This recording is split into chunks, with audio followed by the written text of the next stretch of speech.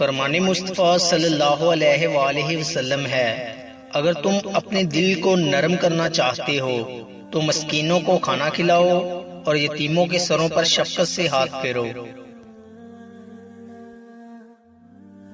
لوگوں میں اللہ کے نزدیک سب سے بہتر وہ شخص ہے جو سلام میں سبقت کرے۔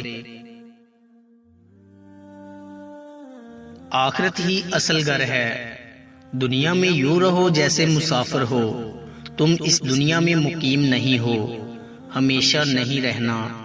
مسافر سفر میں جاتا ہے، اپنا کام کرتے ہی گھر کو لوٹ آتا ہے، راستے کو عبور کرنے والا۔ والد راضی ہو تو رب راضی، والد ناراض ہو تو رب ناراض ہو جاتا ہے۔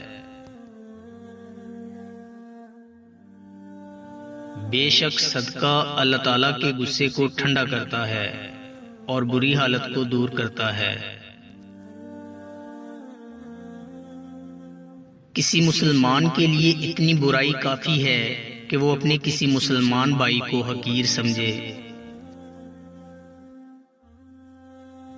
اس آدمی سے بہتر کسی نے نہیں کھایا جس نے اپنے ہاتھ کی کمائی سے کھایا۔ میں اور یتیم کی کفالت کرنے والا جنت میں اس طرح نزدیک ہوں گے۔ آپ صلی اللہ علیہ وآلہ وسلم نے انگشت، شہادت اور درمیانی انگلی کے ذریعے یہ بات بتائی۔ جسے یہ پسند ہو کہ اس کے رزق میں وسعت ہو اور اس کی عمر لمبی ہو تو اسے چاہیے کہ اپنے رشتہ داروں کے ساتھ اچھا سلوک کرے۔